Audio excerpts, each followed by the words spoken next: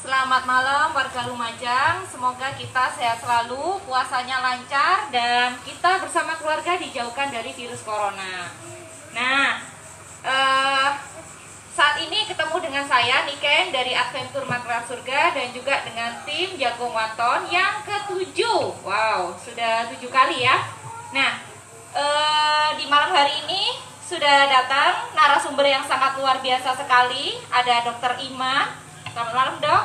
Selamat malam. Assalamualaikum warahmatullahi wabarakatuh. Waalaikumsalam warahmatullahi wabarakatuh. Nah, Dr. Ima ini adalah salah satu dokter yang luar biasa sekali dan beliaunya sering terjun ke masyarakat. Kebetulan beliaunya juga merupakan kepala puskesmas di salah satu puskesmas di Lumajang.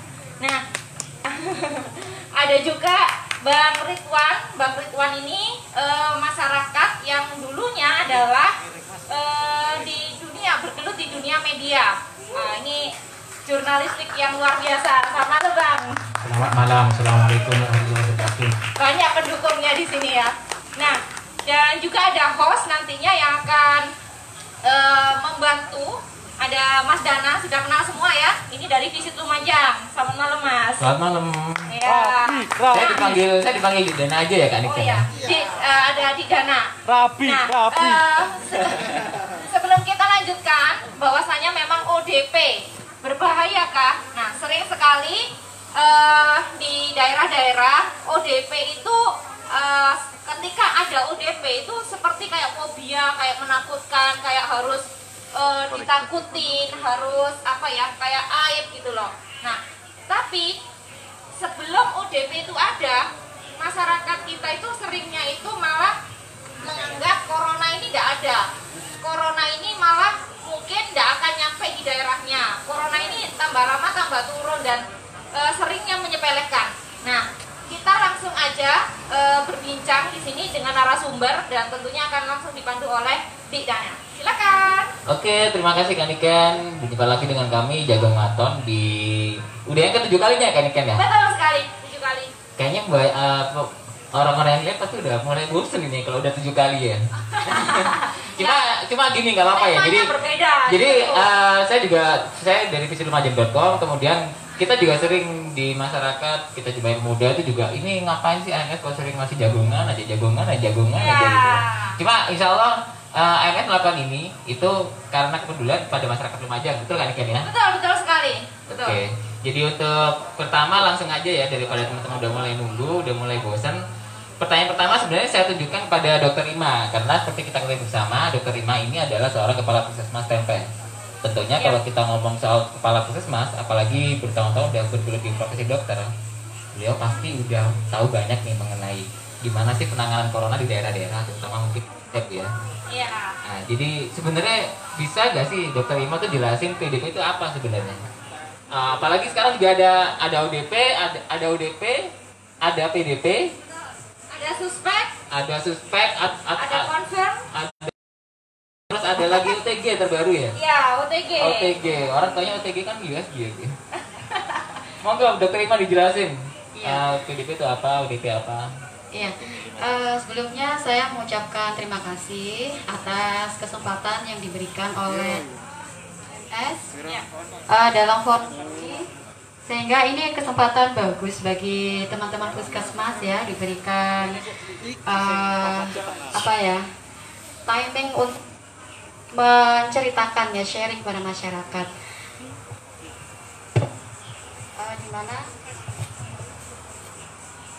Di mana selama ini mungkin sudah banyak tentang hal-hal yang dilakukan di rumah sakit dan juga di pemerintahan ya. Jadi ini mungkin saya mewakili teman-teman puskesmas, tidak spesifik kan nanti kita bicara tempe enggak. Cuma kita mewakili apa yang terjadi di lapangan, apa yang terjadi di desa, apa yang terjadi di kecamatan. Karena itu semua berada dalam coverage wilayah puskesmas gitu. Jadi sebelumnya kita harus paham dulu kalau kita melihat berdasarkan panduan penanganan atau pengendalian COVID-19 yang dikeluarkan oleh pemerintah ya, dalam hal ini Kemenkes, ada klasifikasi berdasarkan kasus, Jadi definisi berdasarkan kasus, ada klasifikasi berdasarkan protokol tata laksana. Jadi kalau berdasarkan kasus itu kita bagi menjadi 5. Ada kasus yang tanpa gejala atau asimptom, kemudian ada kasus yang ringan, ada kasus yang sedang, ada kasus yang berat dan kritis. Nah, itu untuk pengklasifikasian kasus COVID-19. Jadi COVID-19 itu bervariasi dari yang asimptomatik tanpa gejala sampai yang kritis yang harus dirawat di ICU. Itu kalau kita bicara ini sudah case, ini sudah confirm. Itu variasinya sangat lebar banget. Nah, yang kedua, klasifikasi untuk protokol tata laksana. Klasifikasi ini biasanya diperuntukkan protokol masyarakat supaya nanti tata laksananya bisa menyeluruh. Manakala karena ini sebuah pandemi, sebuah wabah, maka semua sektor harus digerakkan. Nah, untuk klasifikasi tata laksana ini kita ada yang disebut sebagai ODP ya. Kalau dulu kita juga mengenal ODR. ODR ini juga masih kita pakai untuk pelaporan ya. ODR orang dengan resiko ya. Kemudian ada ODP. ODP ini ditandai dengan demam atau jadi ini tidak harus selalu demam.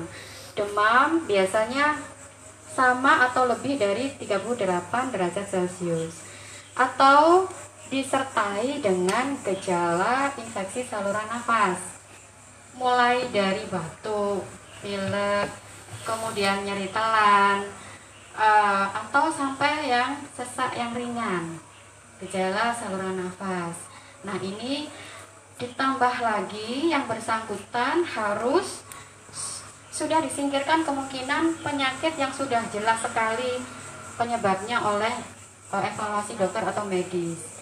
Jadi nggak ada penyakit yang mengarah ke penyakit apapun, tapi dia mengalami demam atau disertai dengan gejala infeksi saluran nafas, dan dipastikan lagi kalau dia ada riwayat kontak dengan COVID-19. Tapi riwayat kontak ini juga dilebarkan lagi, baik itu kontak yang erat dengan pasien confirm, atau kontak dengan PDP, atau kontak atau dia pernah ada riwayat perjalanan ke daerah yang ada transmisi lokal. Nah, itu nah, maaf yang ya. kita kenal dengan zona. Itu kalau misalnya gini nih, kadang kan kita penasaran, orang tuh taunya dia tuh udah pernah kontak dari luar kota atau mungkin dia udah pernah kontak sama pasien. Itu taunya dari mana Bu di sini? Nah, itu dari cerita. Dari cerita ya? Pasien. Karena dia kan datang, biasanya datang itu kan kalau orang baru datang ke desa itu ada 2 macam ya. Dia melalui checkpoint, di screening di checkpoint, atau bisa juga dia lolos di checkpoint. Kalau dia lolos di checkpoint, maka yang menangkap pertama kali adalah di RT RW. Nah, dari situ dia bisa nanti stay at home langsung karena nggak ada gejala. RT RW menyarankan untuk isolasi mandiri atau dia ke puskesmas untuk pelaporan. Nah, di situ dilihat dari cerita pasien, karena kita kan nggak pernah ketemu dia di ceritanya. Iya. Ya, dari cerita pasien. Jadi pasien juga harus jujur itu. Betul. Kita punya form surveillance. Jadi ada form untuk screening awal.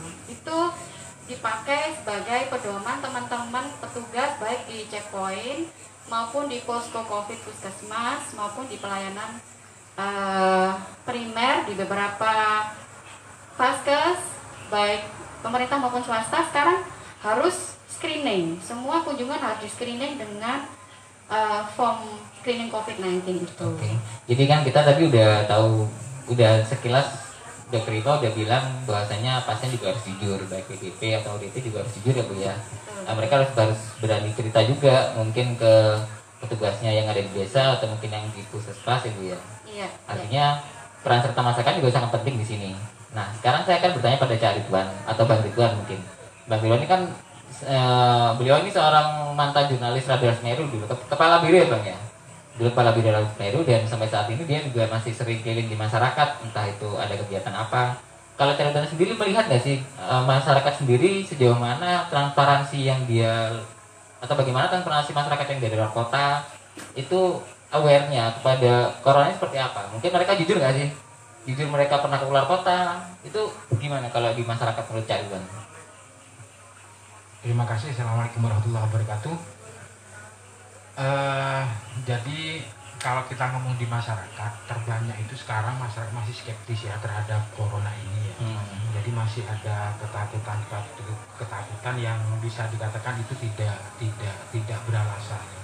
Ada satu hal juga yang masih terjadi di masyarakat kita itu, bahwa corona ini seperti azab ya, seperti penyakit, udah kayak penyakit AIDS mungkin ya, bahkan mungkin lebih gitu lah. Bisa lebih ya, bisa. Itu saking takutnya di masyarakat ya, saking takutnya seperti itu. Dan ini juga imbas dari banyak ragam hoak-hoak yang beredar itu ya. Maka kemudian penting bagi kita sekarang di masyarakat itu adalah untuk menyikapi ini, corona ini, menyikapi ODP ini ya dengan bijak gitu loh. Bahwa ODP ini adalah harus ditakuti, iya gitu loh. Karena awal munculnya corona itu lewat saluran-saluran itu gitu loh. Lewat orang-orang itu yang berpotensi untuk tertular corona itu. Itu saya pikir yang terjadi problem di masyarakat kita ya. Kembali ke Dr. Ima sekarang. Tadi untuk di Lumajang sendiri Bu ya, ini kan kita udah melihat gambaran sekilas di masyarakat seperti apa. Mungkin Dr. Ima bisa jelasin nggak sih di Lumajang sendiri untuk PDP yang meninggal sebelum dilakukan tes corona itu hasilnya gimana dok? Kalau hasil PDP yang meninggal itu yang pasti datanya valid di dinas kesehatan ya. Cuman apabila seorang PDP itu belum dites, itu kan ada dua mungkin ya, sudah di swab tapi belum keluar hasilnya, atau memang belum di swab. Nah kalau sudah di swab nanti keluar hasilnya, nanti hasilnya pasti akan dirilis apakah itu negatif atau confirm atau positif, seperti itu. Jadi kalau belum di swab ya dia meninggal sebagai PDP. Oh gitu ya. Ya, dan kadang PDP. Kalau kita lihat itu kadang waktunya untuk swab juga lama Ibu ya. Ya kadang orang nggak tahu ya. Kalau di awal-awal memang iya kita akui karena kan ini wabah ini kan mendadak ya. Semua serba bingung, semua serba harus disiapkan dalam waktu yang singkat, sementara semua negara lagi butuh semua alat itu, misalkan reagennya, alatnya, sarprasnya, APD-nya. Jadi di awal-awal itu memang ya agak lama, tetapi sekarang dengan adanya beberapa tambahan alat dan juga beberapa tambahan laboratorium rujukan oleh pusat dan juga ada pelatihan kompetensi dari SDM Puskesmas ya.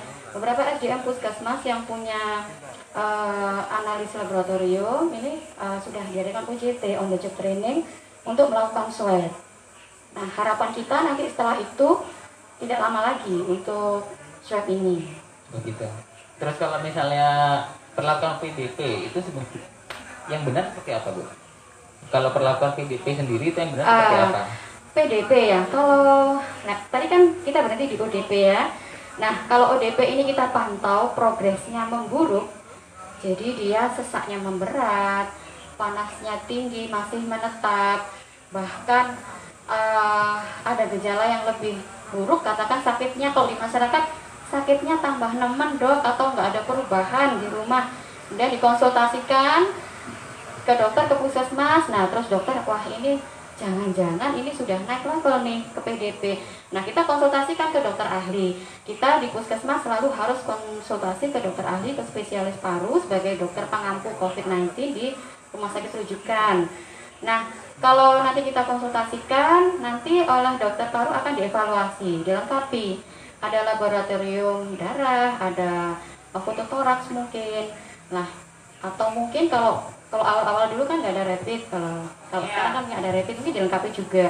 Nah, kalau itu ada gambaran ke arah pneumonia baik itu secara klinis maupun secara fototoraks. Kalau di sini di Indonesia fototoraks untuk patokan PDP lah, nanti dia naik level menjadi PDP. Kalau sudah PDP ini harus dirawat di isolasi khusus atau isolasi biasa. Isolasi biasa tuh mungkin PDP ini masih tidak terlalu berat, pneumonia juga tidak berat, dengan volume load pasien yang cukup banyak sehingga mungkin tidak memungkinkan dirawat di ruang isolasi khusus, maka dia bisa dirawat di ruang isolasi yang biasa, tetapi tetap itu di wilayah COVID gitu. Seperti kalau di Jakarta itu ada Wisma Atlet seperti itu.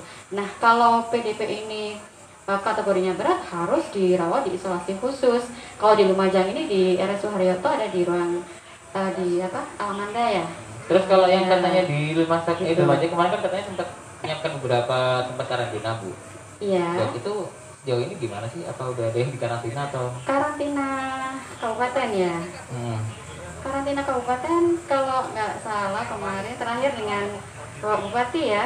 Iya. Waktu talkshow di sini di KMS juga saya lihat, saya ikuti itu banyak pertimbangan sehingga itu sangat dimungkinkan harus tetap disiapkan, tetapi sampai sekarang diutamakan juga ini merunut ke kebijakan provinsi Ibu Gubernur, lebih diutamakan ke karantina di tingkat desa. Jadi isolasi desa dengan Satgas COVID-19-nya menyiapkan rumah-rumah isolasi dan nanti kalau Satgas COVID desanya ini bagus, pengawalannya bagus, koordinasinya dengan puskesmas, dengan kecamatannya bagus, bahkan nanti ODP atau OTG yang diisolasi mandiri yang ringan ya bisa diisolasi di desa, di rumah isolasi, dan ternyata dia mungkin dalam tanda kutip ekonominya kurang mampu sehingga gimana aku loh nggak ngapa-ngapain, nggak terasa apa-apa, kok disuruh isolasi, wong aku butuh makan, butuh minum. Nah itu nanti masyarakat Satgas harus bisa memfasilitasi sosial ekonominya, bagaimana caranya orang ini tidak memikirkan makan minum harian supaya dia bisa stay di rumah menuntaskan program isolasinya. Ya seperti social safety dan itu harus dipikirkan mungkin juga. Yang jadi polemik di masyarakat seperti ini ya Bu ya, kan pemerintah sudah menyiapkan beberapa protokol juga untuk menekan penyebaran COVID, tapi seperti memakai masker misalnya, kemudian udah melakukan physical distancing. Bahkan beberapa hari yang lalu Pemkab bersama Polres juga melakukan screening ke warung-warung biar menekan penyebaran COVID gitu ya, untuk physical distancing. Nah, saya mau tanya sebenarnya pada Cak Ridwan, itu untuk masyarakat sendiri gimana sih Cak?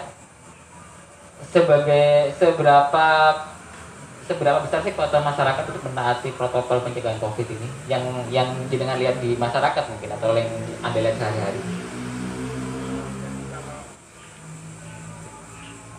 Kalau saya coba menurut dari awal dulu ya, adanya COVID ini, ketika COVID ini masih beredar di Cina, di Tiongkok ya, kita tahu bahwa pemangku kebijakan kita ya, yang dari pusat itu kan seakan-akan kan tenang-tenang saja ya, meyakinkan masyarakat bahwa kita ini kebal, atau dengan bahasa lain bahwa ini bisa diantisipasi gitu.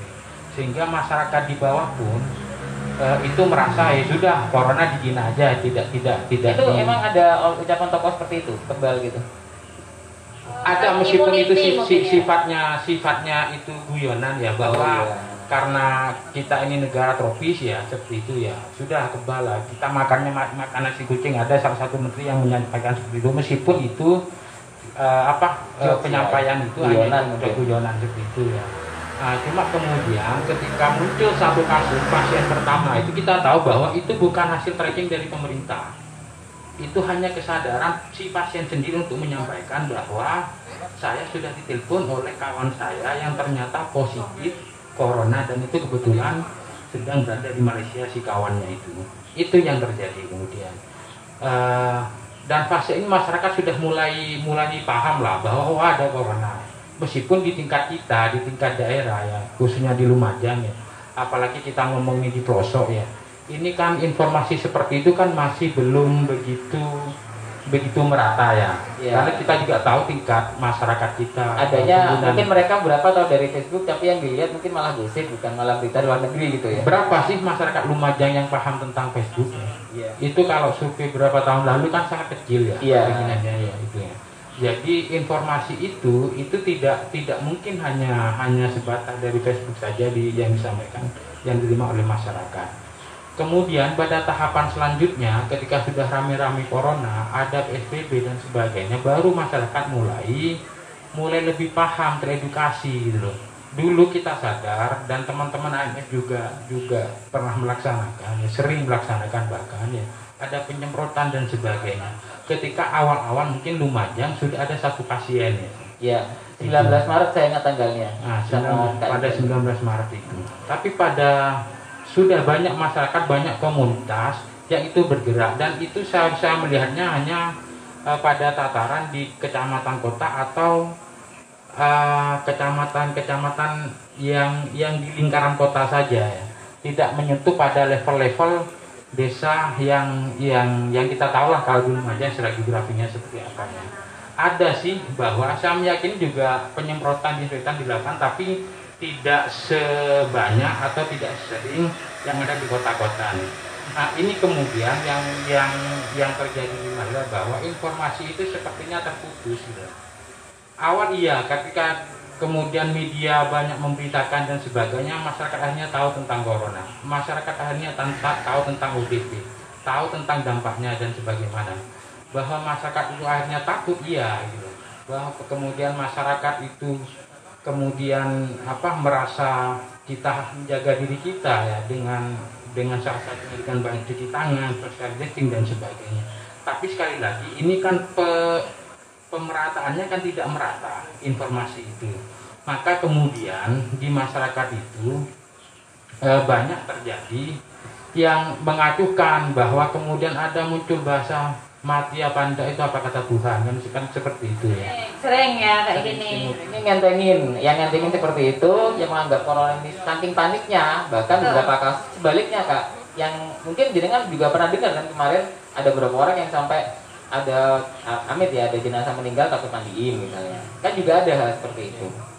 Ya, di masyarakat itu kan akhirnya kan banyak hal-hal yang mestinya itu tidak dilakukan masyarakat dilakukan. Tapi insya Allah kalau di Lumajang ini tidak sampai ada yang kemudian menyatakan menolak ya tentang pasien jenazah itu ya. Ini saya melihat suatu prestasi sendirilah seperti itu ya. Tapi kemudian bahwa ini yang perlu terus-terus dilakukan oleh pemerintah. Sekarang ini kan kita lihat sudah ada kelonggaran-kelonggaran ya. Masyarakat akhirnya melonggarkan sendiri. 2 bulan nggak dana ya, itu harus melockdownkan diri ya, harus isolasi sendiri gitu loh. 2 bulan itu bukan waktu yang sebentar ya. Kita punya keluarga, kita harus bekerja. Iya, mereka yang sudah punya Tabungan gitu ya. punya tabungan ya, siapa sih mau makan tabungan juga penyesalan juga kan sebenarnya ya. Apalagi teman-teman yang bergerak di dunia bisnis ya, teman-teman yang berada di UMKM, ini kan sebuah pukulan telak sebenarnya ya. Maka kemudian yang perlu kita lakukan ini, pertanyaannya sekarang begini, ini salah siapa seperti itu? Ya salah pemerintah iya, salah masyarakat iya. Ini maksudnya salah gimana? Salah ada penyakitnya atau salah? Bukan, ketika informasi ini tidak sampai ke masyarakat gitu ya. Makanya kita tidak dalam rangka mengkritisi pemerintah ya, karena tidak ada satupun pemerintah yang siap dengan penyakit ini. Gitu. Tapi gini Cak, beberapa dari masyarakat yang ketahui, terutama di kota, itu bisa jadi mereka udah menerima informasi, terutama anak muda ya. Kita kan juga tahu di mereka yang notabene generasi milenial, itu sedikitnya mereka hampir setiap hari pasti melek di media sosial, entah Facebook dan Instagram. Itu di situ juga banyak yang membahas tentang penanganan COVID. Bahkan Facebook dan Instagram sendiri sudah mengeluarkan sejumlah platform untuk menganjurkan orang agar di rumah aja atau cuci tangan. Nah, kalau masih kita jumpai di masyarakat itu ada yang masih nggak pakai masker, ada yang masih bergerombol, itu menurut sampean bukan, kalau menurut saya sih ya, ini menurut saya bukan karena informasi yang nggak tersampai ya, mungkin bisa jadi karena kurang kesadaran. Itu menurut jenengan gimana? Apa mereka itu emang nggak patuh, emang bandel, atau nggak paham atau gimana? Karena saya rasa informasi udah, kalau di terutama anak muda aja ya, atau di perkotaan, itu realitanya loh, itu masih banyak loh yang nggak pakai masker. Kalau menurut jenengan gimana? Hal seperti itu gimana? Gini deh, sama ini kita kebetulan kan bulan puasa ya. Iya. Puasa itu kan sudah doktrin agama ya. Ada toh yang masih belum puasa meskipun itu juga kewajiban. Ya. Ini ngomong soal kewajiban. Apalagi ini sekarang ngomong corona. Ya seperti itu, masyarakat itu seperti itu. Apa kemudian yang keberagaman? Ya sosialisasi yang terus menerus gitu loh. Semua ini tanggung jawab siapa? Ini bukan cuma tanggung jawab pemerintah. Ini juga bukan cuma tanggung jawab pribadi-pribadi, tapi semua harus bertanggung jawab.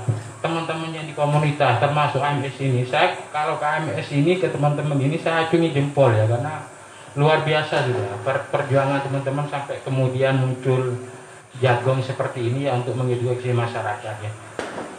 Jalan satu-satunya untuk bisa melewati virus ini, ayo bersama-sama seperti itu. Tidak bisa kita menyerahkan semua urusan ini urusan pemerintah, tidak akan mampu. Jangan kan ngomong soal pemerintah daerah, pemerintah pusat sekarang juga kalang kabut seperti itu. Ya, ruwet ya. Ya, saya tidak menyatakan seperti itu deh. Oke, kembali ke Dokter Ima, Dok ya. Di ini ada juga kita kemarin melihat di media di Probolinggo. Nah, itu ada seorang pasien PDP, seorang kakek itu yang mengamuk, entah itu di nggak tahu treatmentnya mereka di karantina. Iya, ruang isolasi kayaknya. Dari ruang isolasi ya kayaknya. Iya. Itu gimana menurut dokter itu kalau sampai ada yang pasien mengamuk seperti itu?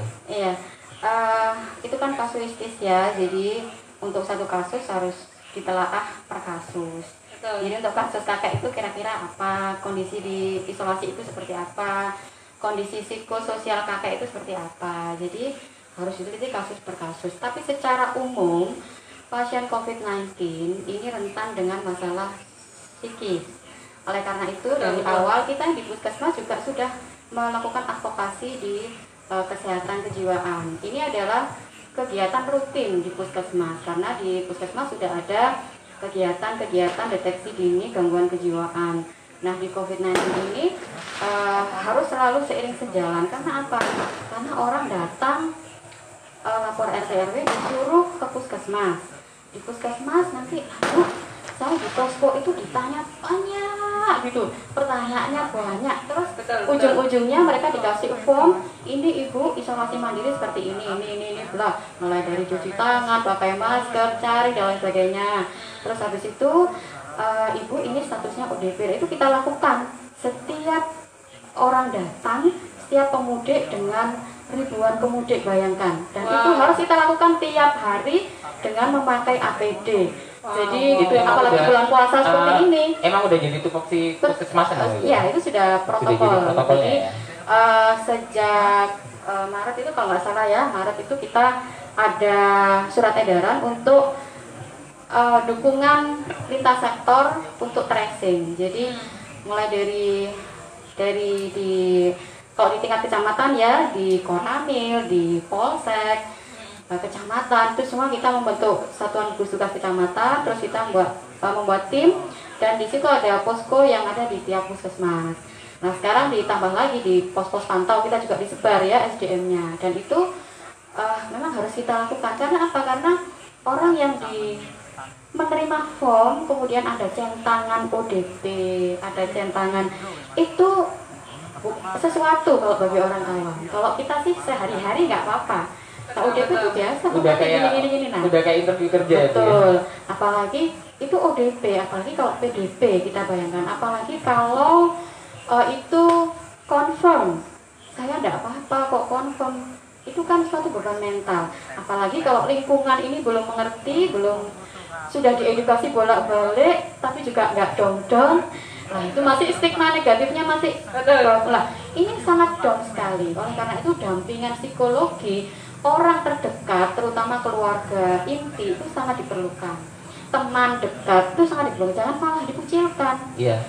Kalau misalnya Seperti itu. bahasa umumnya gini Bu, tadi kan Bu Dr. Ima juga udah mengungkapkan pendampingan psikologis mungkin atau pendekatan secara psikologis ya Bu ya, di puskesmas atau perangkat puskesmas Bu ya. Itu kalau bahasa masyarakatnya bisa jenengan gimana sih Bu? Ibu kalau ngomong ke masyarakat gitu. Gitu. Betul. Kalau mengedukasi yang bahasa masyarakat biasanya gimana itu? Iya. Ibu ini ya, misalnya kita bahasa Indonesia ya. Iya. Saya bahasa Jawa sih. Enggak apa-apa, pakai bahasa Jawa Jawa nggak apa-apa, aja. Bu. Enggak. Jadi bahasa mungkin Indonesia teman-teman aja yang ya. teman-teman yang lagi nonton Tapi bahasa sekarang Indonesia aja mungkin saya itu tadi bisa tanya, praktek ini mungkin. kan viewernya berapa? Oh ribuan dong. Tapi kan ada yang di Jakarta apa nih, kasihan. Pak Ibu ini jenengan ini sekarang statusnya ODP. Nah ODP ini nanti Ibu harus berdiam diri di rumah selama 14 hari. Nanti harus social distancing, jaga jarak dan bla bla itu ya protokolnya. Ini kasih leaflet nih. Oke. Kita kasih leaflet yang bentuknya infografis, insya Allah mudah dibaca kok Mas Ridwan tadi kan khawatir dengan metode sosialisasi kita. Insya Allah teman-teman promkes di puskesmas itu sudah canggih-canggih. Mereka udah pandai membuat infografis, membuat video mulai dari itu ya yang terkenal itu sampai yang video-video mandiri itu sudah canggih-canggih. Hanya saja kondisi kita loh nggak bisa sosialisasi berkerumun, padahal itu ciri khas orang Lumajang. Ngobrol, ayo kumpul Bu, itu yo corona itu kan kita nggak bisa. Betul. Jadi itu tantangan tersendiri sehingga promkes itu harus super duper kreatif. Bagaimana ya caranya saya bisa menjangkau tiap rumah-rumah tanpa harus mengumpulkan mereka. Padahal kumpul-kumpul terus ono sajane kacang godhong, telo itu sudah andalan kita di masyarakat kalau untuk pemberdayaan. Akhirnya mau tidak mau kita menggunakan siaran keliling. Jadi saya biasanya keliling sama teman-teman dari Polsek. Ayo Pak, sekarang keliling di desa mana? Pandanwangi, ayo gitu. Keliling, sudah saya sendiri terjun, saya sendiri yang siaran. Jadi lewat sawah, ono wong siaran, Bu, ya, seperti itu. Kita harus telaten, harus sabar. Kadang-kala kita juga aduh, masuk ini nggak ngerti-ngerti. Kadang kita sendiri mengalami titik jenuhan. Iya, capek. Kita harus sabar, keliling terus, siaran, bagi pamflet, ngajak Pak Camat, ngajak Pak Dan Ramil, keliling. Justru berarti dari puskesmas ya yang aktif. Ya betul. Memang. Selain itu ya ada lah yang sekian persen tadi lewat Facebook, lewat IG itu ada. Cuman memang ada satu hal yang mungkin ini mumpung mungkin banyak yang lihat, mungkin sekarang metode yang pakai video di kayak di medsos itu mulai suka yang nggak pakai suara. Jadi gambar animasi itu saya rasa kurang mengena. Karena kalau ibu-ibu yang well informed, well IT, well internet, dia sambil masak, nyetel multifungsi ya. YouTube, dia nggak cover untuk lihat yang hanya gambar ya. Social distancing itu harus ada naratornya juga gitu. Nah, seperti itu. Nah, kalau sudah kita bla bla bla seperti ini, terakhir yang tadi dampingan psikologi tadi kita sampaikan. Tidak perlu khawatir, Ibu, semua penyakit itu pasti ada obatnya. Hanya saja Ibu harus patuh, harus sabar. Nah, pertanyaannya kalau bapak-bapak nih, bapak-bapak kan harus kerja. Nah, itu harus kita yakinkan. Sempat saya mendampingi mengadvokasi kontak erat, ya, jadi ada pasien confirm dan kita rapid, kemudian ada yang harus kita isolasi. Jadi dia ya kasihan juga ya. Ya tenger-tenger gitu. Jadi di samping sini ada bosnya, saya gimana Mas? Ya gimana lagi ya Bu ya, hariannya ini lah. Jadi saya mengadvokasi dengan bosnya. Ya tolong ini difasilitasi. Dia ini kan tidak kemauannya dia. Betul. Dia beresiko juga di tempat kerja yang harusnya dia stay at home, tapi karena sifat pekerjaannya itu di ranah publik yang harus melayani hal-hal pokok, jadi dia harus tetap kerja. Jadi pada saat dia terpapar di tempat kerja, ya mohon ini difasilitasi. Saya yang mengadvokasi ke bosnya, memediasi ke ini nih atasannya. Berarti yang disebut ODP bisa jadi salah satunya orang seperti ini Bu ya? Betul, karena transmisi lokal. Transmisi lokal. Karena kalau di tempat publik itu ya kayak saya ini kan tempat publik, setiap hari ketemu banyak orang seperti itu. Nah dengan itu ya kita harus masuk ke ranah privatnya dia. Kadang-kadang kita sampai tanya istrinya di rumah berapa, yang berpenghasilan berapa, dan kita kadang-kadang juga mencarikan solusi. Apalagi kalau orang tidak mampu, dicari. Teman-teman puskesmas tuh banyak loh yang sampai nyarikan donasi bagi ODP yang tidak mampu, yang harus riwari ke rumah sakit. Tapi sembako, masyarakat itu berarti tahu ya kalau ini ODP, ini ada yang tahu, ada yang enggak. Kalau ini itu kan kita close ya, tetapi kadangkala dengan berjalannya waktu juga ada yang mengetahui dengan sendirinya. Tetapi prinsip utama kita bainnya kita tidak buka, karena kenapa? Karena belum tentu masyarakat itu bisa arif menyikapi. Oke, sampai sini dulu. Kita ngomong tadi soal ODP. Bagaimana masyarakat menyikapi secara arif, Ibu ya? Karena jujur aja pemerintah juga pasti beberapa ODP itu BNM-nya disembunyikan, Ibu ya. Emang nggak dikeluarkan, mungkin karena sosial kultur yang ada di masyarakat. Iya. Ketakutan mungkin. Saya mau tanya ke Cak Ridwan sebenarnya, kalau di masyarakat nih Cak ya, itu seberapa parah sih orang masyarakat itu menanggapi seorang yang udah ditetapkan sebagai seorang ODP? Ngeri apa gitu? Ya tidak pada taraf ngeri-ngeri sedap sebenarnya dia. Bukan ngeri-ngeri gila ya guys. Jadi begini, sebelum itu Dek ya, tadi kan ada penyampaian dari Ibu Dokter soal dia sosialisasi keliling sampai kemudian dari pihak tenaga kesehatan kita ini musuh ini tidak paham-paham ya. Kan sampai seperti itu. Ini kan kadang-kadang karena sudah kadung seringnya gitu. Tapi di masyarakat juga muncul ini lagi kan seperti itu. Ada ambulan keliling ya, karena apa? Karena dari dulu metodenya kan seperti itu. Wah ini mau informasi apa lagi? Kaku mungkin. Tidak akan masyarakat kadang hanya melihat ini soal corona sudah begitu saja. Tidak sampai pada dia bagaimana mendengarkan secara utuh. Seperti itu. Makanya saya tadi sampaikan perlu ke hal-hal kebaruan, perlu kreativitas. Tadi sebenarnya Bu Dokter juga sudah menyampaikan ada melalui video dan sebagainya. Tapi kalau metode sosialisasinya hanya sebatas yang begitu-begitu saja, kita banyak tahu di banyak desa ada himbauan COVID yang kadang ya himbauannya itu kalau besar dengan foto kepala desanya atau kepala daerahnya gitu loh. Jadi udah ngalah-ngalahin poster kampanye mungkin ya. Jauh lah deh, kita tidak ngomong kampanye ini. Oke. Itu yang terjadi di masyarakat ya. Kemudian coba kita lihat ada beberapa yang mungkin bisa kita tiru di Lumajang ini ya. Ada seorang bupati kemudian dia turun langsung sosialisasi langsung dengan dua peti mati di Banyuwangi. Disampaikan ke masyarakat, pilihannya hanya dua, tetap di rumah atau masuk ke peti mati ini. Ada di Probolinggo itu bupatinya itu menyiapkan sekian liang lahat. Ini kan kurang ajar, tanda kutip ini ya.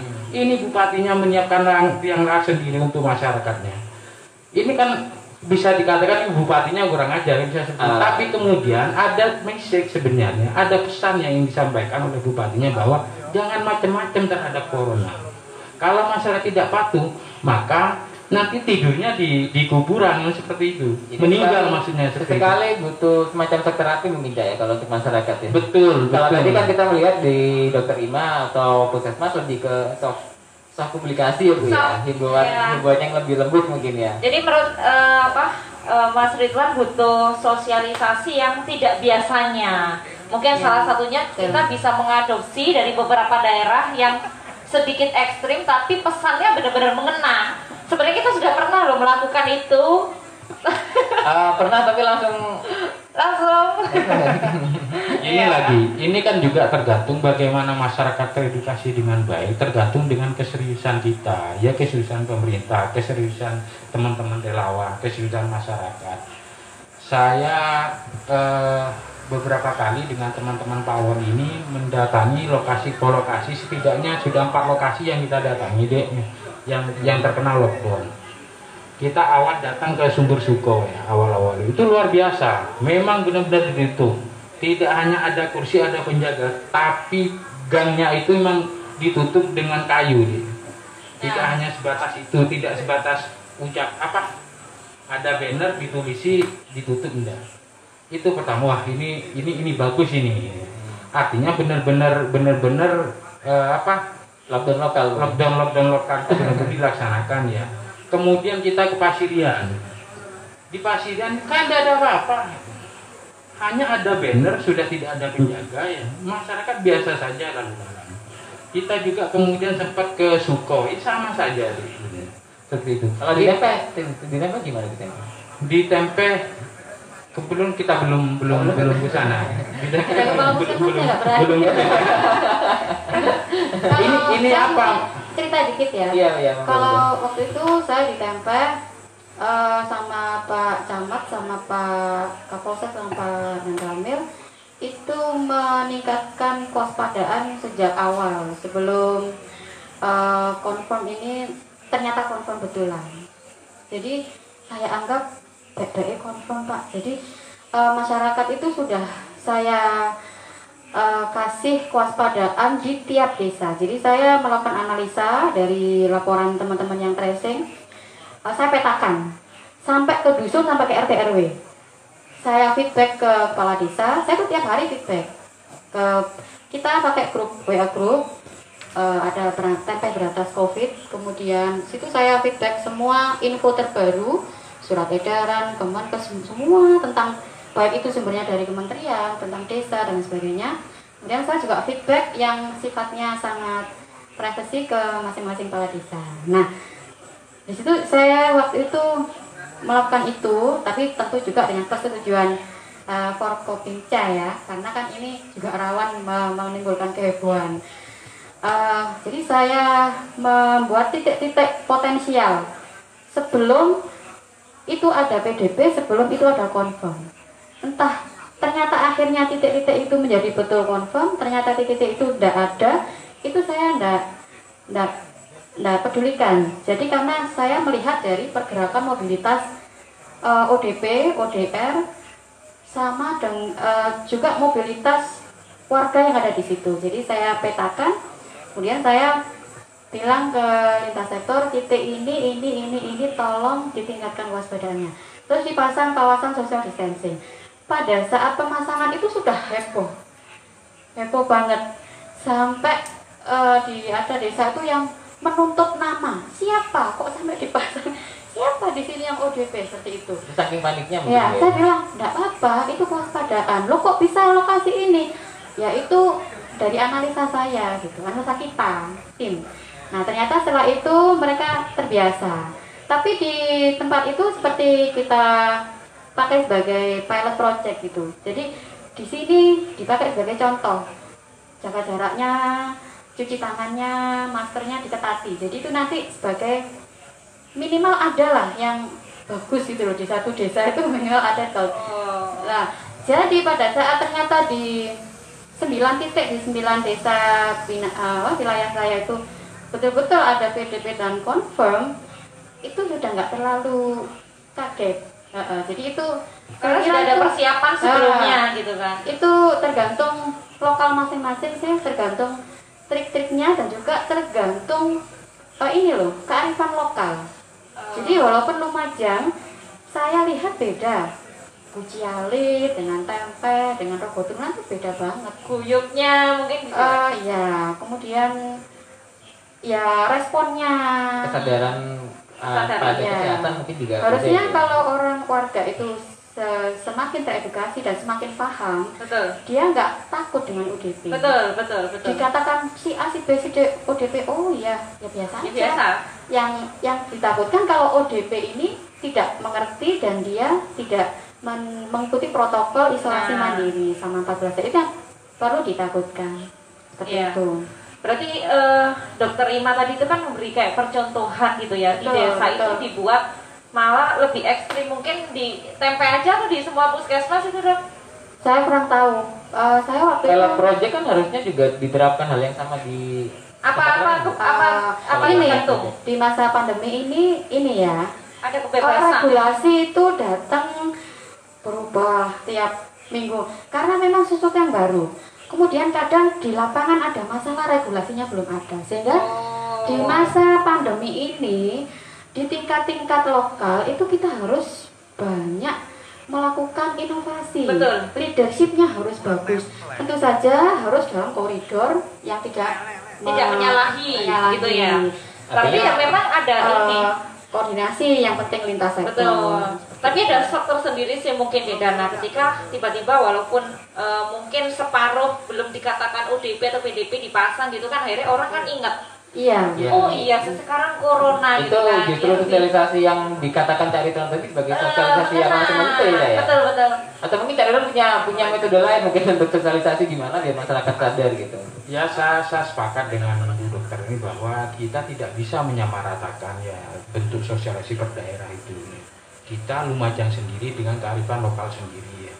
Kita kecamatan sendiri, Tempe kecamatan sendiri dengan kearifan lokal sendiri, daerah utara dengan kearifan sendiri. Seperti tidak bisa kemudian kita di wilayah utara itu ngomong soal corona itu tanpa dengan tokoh masyarakat, tokoh agama. Akan lebih mengena kalau daerah utara itu dengan tokoh agama yang seperti itu. Di kecamatan lain pasti beda metodenya.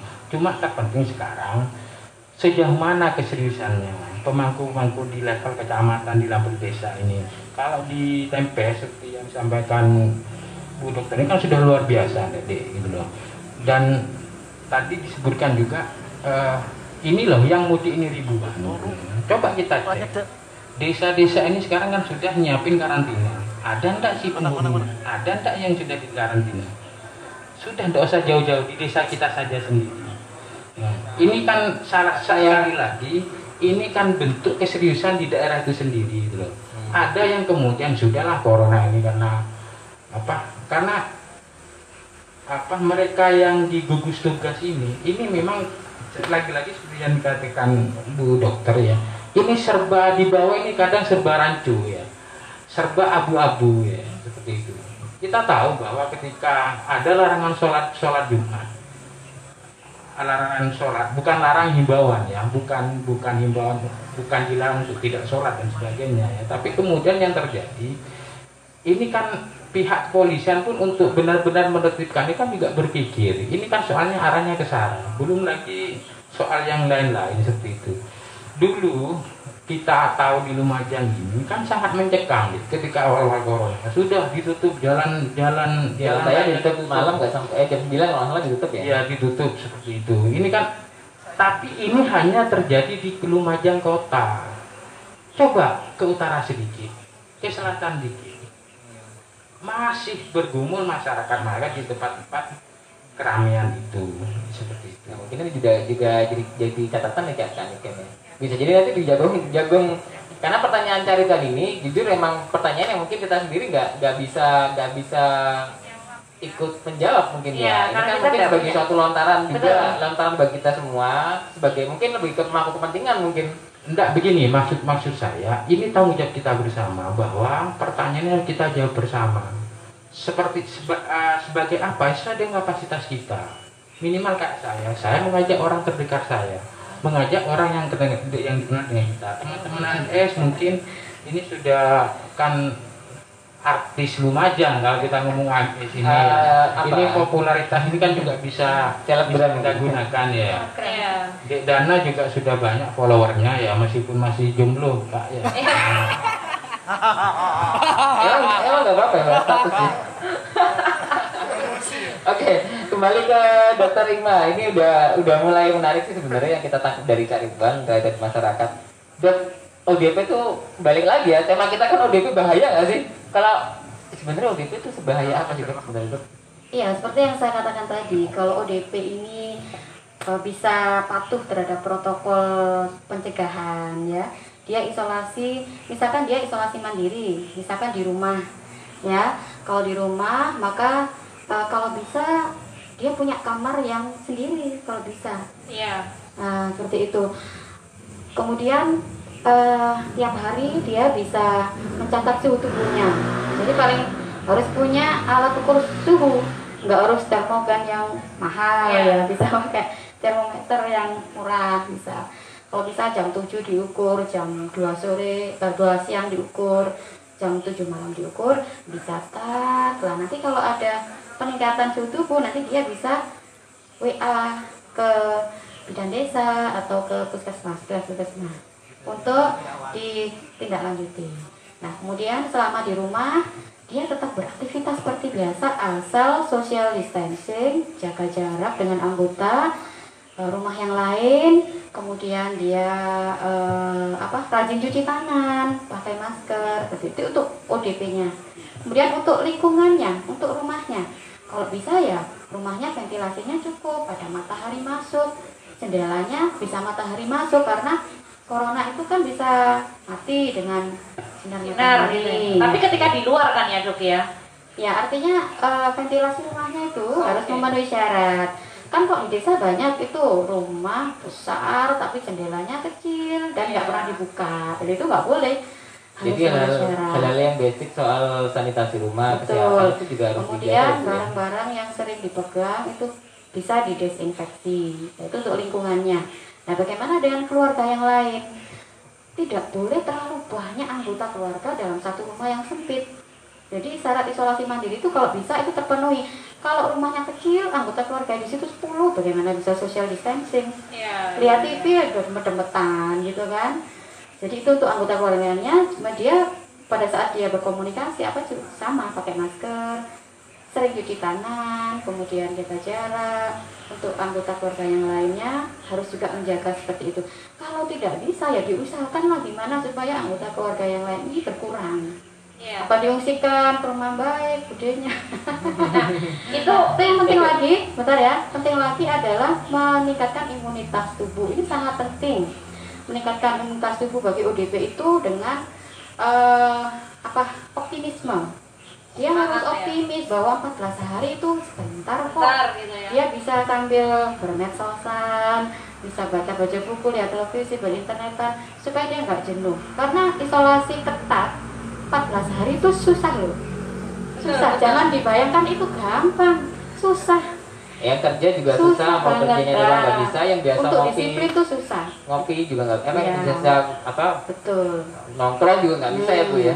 Manakala itu semua terpenuhi, insya Allah aman, ODP nggak bahaya. Tapi kalau itu nggak terpenuhi, ya bahaya. Apalagi kalau ODP ini belum di swab, belum di rapid, ternyata dia itu mungkin ternyata membawa virus. Betul. Jalan-jalan lagi yang bahaya. Bersihnya tidak beretika, Ketika batuknya nggak bisa. Jadi mungkin salah satu yang bisa kita tangkap dari penjelasan Dokter Ima itu seorang penderita ODP atau ODP aja, ODP ya Bu ya. Itu ODP bukan sesuatu yang harus ditakuti banget sampai bikin orang ketakutan. Oh nggak boleh seperti ini. Mungkin dengan protokol tertentu itu sebenarnya masih bisa di masyarakat, masih bisa di rumahnya masing-masing mungkin ya Bu ya. Bisa. Nah, kalau misalnya seperti ini, kenapa masyarakat atau pemerintah itu nggak membuka aja data ODP? Mungkin pertanyaan kita itu. Kalau menurut cara dulu nih, sekarang kan ODP kan nggak semua orang tahu. Iya. Datanya mungkin bayinya masih disimpan pemerintah. Kalau menurut cara dulu nih, kalau misalnya dengan edukasi yang pas, corona itu bukan sesuatu hal yang aib gitu ya. yang aib gitu. Itu masyarakat bisa menerima nggak sih? Pertanyaan saya begini deh, kenapa harus ada karantina gitu loh? Kenapa desa itu harus menyiapkan karantina kalau masih ada karantina mandiri seperti itu?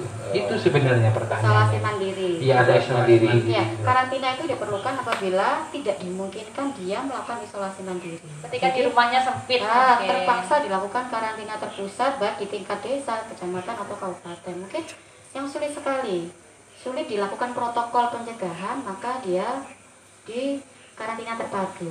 atau mungkin yang nambeng gitu ya. Itu salah satunya itu. Jadi penjagaannya bisa lebih diintensifkan, pemantauannya seperti itu. Tapi kalau saya Bu, kalau memang mau serius sudah nyiapkan karantina itu dimaksimalkan betul, sehingga juga tenaga kesehatan fokus di satu tempat itu, tidak ke karantina mandiri. Bayangkan Bu, semisal ada 10 yang mudik Bu ya.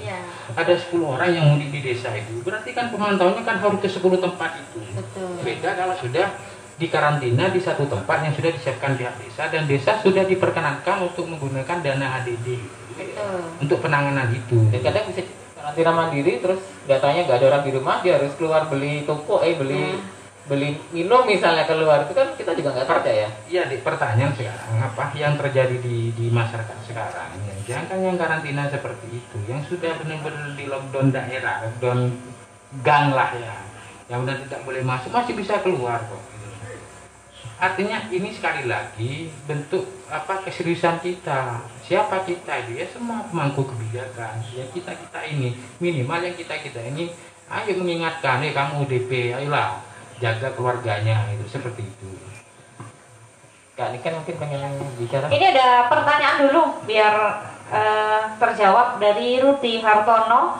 Mau tanya nih, kalau hanya mengalami batuk, apa sudah masuk kategori PDP sedangkan suhu badan 36?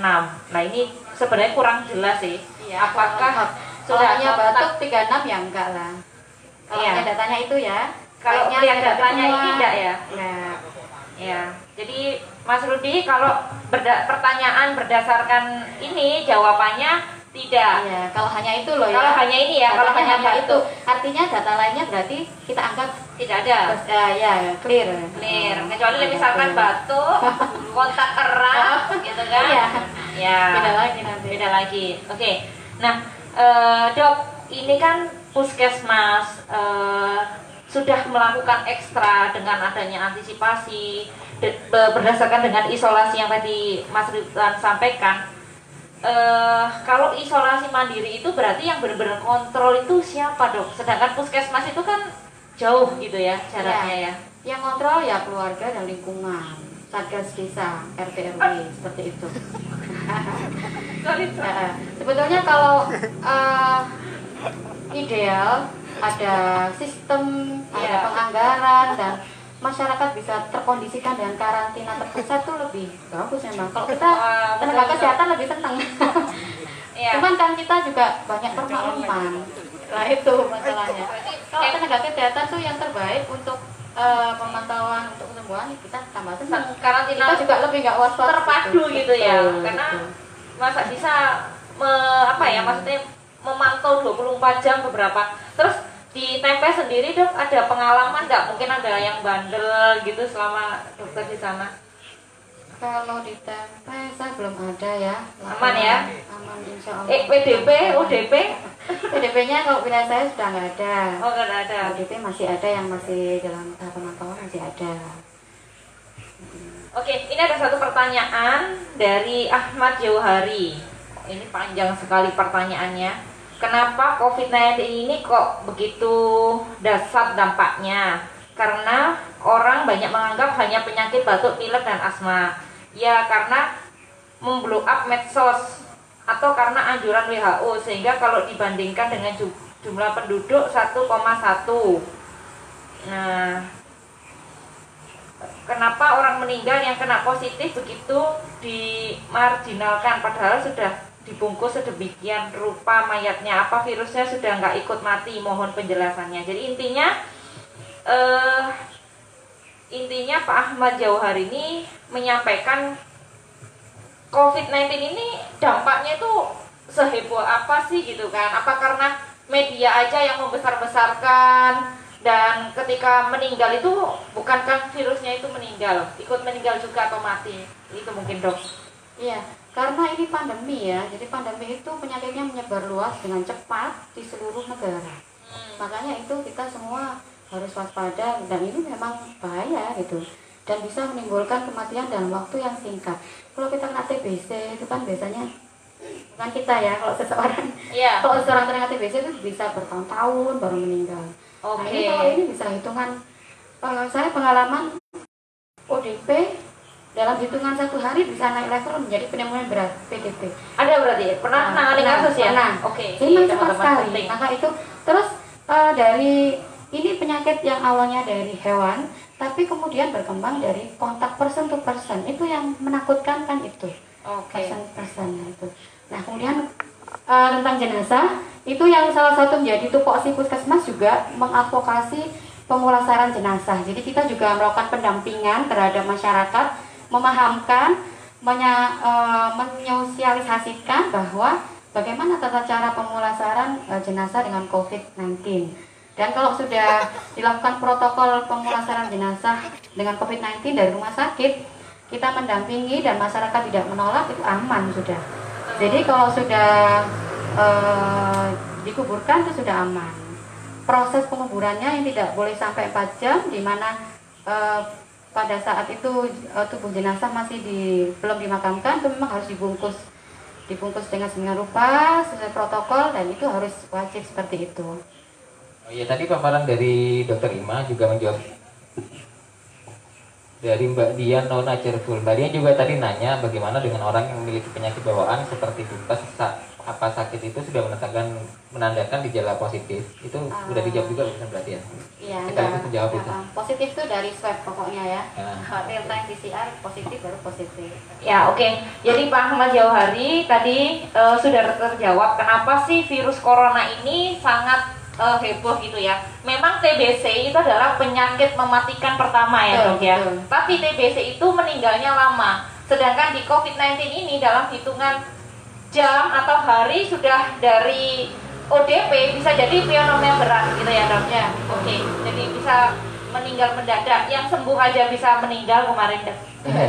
Jadi mungkin di teman-teman di sosmed sering juga kan penyakit ini datangnya dari ini mungkin gitu ya, perang atau apalah gitu. Tapi kalau menurut saya pribadi sih lebih baik kita fokus selesaikan dulu perkara, nanti penyebabnya karena apa itu nanti, karena jadi nggak perlu mikirkan yang kemarin katanya ada dari konspirasi segala macam, nggak perlu dipikirin itu ya. Mungkin ya penyelesaiannya dulu aja dulu gitu. Ya kayak ini karena udah mulai jamnya udah mulai berakhir. Tadi juga ada peringatan dari tim banyak ini tadi. Banyak pertanyaan. Mungkin ada semacam apa ya, prakata akhir biasanya ya, ada kesimpulan mungkin kesimpulan yang mau disampaikan dari Cak Ridwan dulu, mungkin bisa punya kesimpulan atau pesan-pesan pada masyarakat. Kesimpulan, saran, pendapat, himbauan, silakan Kak. Kalau saya takuti penyakitnya, sayangi orangnya, siapapun itu yang kena dampaknya. Artinya ketika terkena corona, entah itu mau masih ODP, BDP, itu bukan berarti mereka harus dijauhi, tidak. Mereka ada tetap saudara kita, mereka tetap harus mendapat dampingan dari kita, butuh bantuan dari kita. Tidak mungkin karena dia dapat corona kemudian kita menjauh ya, seperti jijik melihatnya, bukan seperti itu. Ketika masih ada kebutuhan karena dia tidak masih isolasi ya, ada kebutuhan dia harus ke pasar untuk beli barang, ya harus kita penuhi, harus kita bantu. Itu mungkin dari saya. Terima kasih. Good ya. Kalau dari Dokter Ima? Ya, corona ini membawa kita ke sesuatu yang baru dan terlupakan. Kalau dulu kita jarang kumpul dengan keluarga, sekarang kita lebih sering di rumah. Betul. Kalau dulu kita jarang ibadah bersama, kita sekarang ibadahnya dengan orang serumah. Kalau dulu anak-anak jarang baca buku, mungkin ini adalah waktu yang pas untuk baca buku dongeng dan sebagainya. Intinya saya ingin katakan bahwa tidak ada penyakit yang tidak ada obatnya, kecuali kematian. Dan Allah pasti sudah menyiapkan obat untuk itu, hanya manusia harus bekerja lebih keras lagi. Kita ambil hikmahnya, kita harus optimisme. Dengan optimisme yang kuat, insya Allah wabah ini akan segera kita lalui. Amin. Untuk para pembicara, untuk narasumber Cak Ridwan, kemudian Dokter Ima, semoga kegiatannya bisa membawa manfaat. Amin. Saya Diana dari Divisi Lumajang. Maaf kan kalau misalnya dari saya ada yang salah-salah. Luar biasa ya, luar biasa ya. Mana suaranya ini teman-teman? Karena jujur agak dadak juga.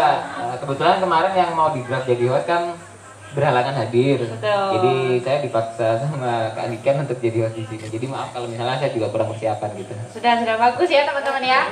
Oke. Terima kasih Dik Dana, terima kasih Dokter Ima, terima kasih Mas Ridwan. Teman-teman, ODP berbahaya, iya, kalau kita tidak ikuti protokolnya. Dan dari Bang Ridwan bagus sekali ya kutipannya. Saya ulangi lagi, jauhi penyakitnya, sayangi orangnya. Kalau dari Dokter Ima tadi, kita ambil dari sisi positifnya. Oke, teman-teman, ketakutan seringkali karena kita tidak mengetahuinya. Dan AMS dengan seadanya, semampu kita akan terus melakukan edukasi. Sekian dari saya Niken dan tim Jagong Waton dari Adventure Maklar Surga. Terima kasih. Wassalamualaikum warahmatullahi wabarakatuh.